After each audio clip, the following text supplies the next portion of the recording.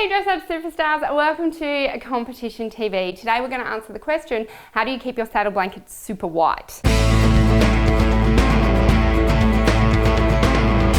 So this is a white saddle blanket. It's brand new, hence why it's white. This saddle blanket I've had for about 5 years and it's pretty good.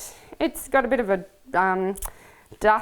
rust stain, which is why we don't use it for competition anymore, but it's pretty white. So how do you keep your saddle blankets white? With anything, especially when it comes to competing, it's a little bit of effort and a little bit of grunt work. So what we do is take the saddle blankets after competition and put them in a big bucket. We have in Australia a thing called Bunnings, and we have these plastic big buckets. So we put the saddle blankets in there with your version of, in any country, you're going to have like a nappy sand, something that you use for nappies or really big stains. So we also have like a spray-on sprayer for stains. So we spray it where the girth goes. You normally get a black mark where the girth goes and any other black marks or marks that we can see. Then we soak it in the nappy sand and we put in there for about 24 hours. Then we take it out and we put it in the normal wash with normal soap.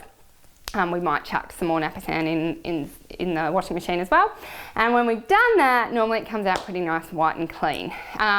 Using that much, it's not bleach, but using that much stuff does tend to then wear on the fabric. So they do tend to only last a year, if that, in terms of top competition. And then they just turn it. Everyone goes, why do you use white saddle blankets? I'm like, because I have hundreds of them because they're not good or clean or special enough anymore for competition, but they still look great when you ride normally.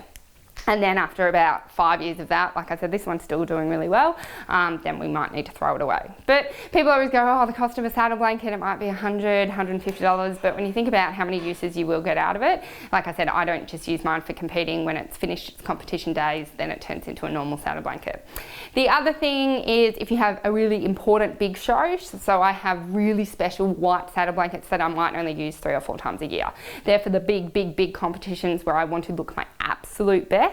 And I also have crappy white gloves and white gloves.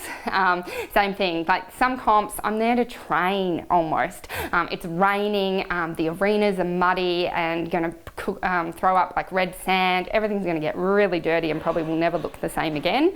I then use my dirty comp stuff and save my really white brilliant stuff for when I really want to make an impact.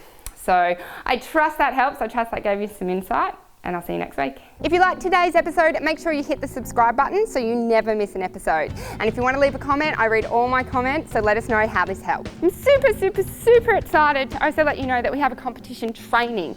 If you'd like to know how to get better in competition, how to overcome competition nerves, how to master a warm-up, how to remember your test and learn and remember your test so you don't need a caller and you don't forget it, I've got that all in my free competition training available for you. So click on the link and grab that training, and I will see you guys very soon.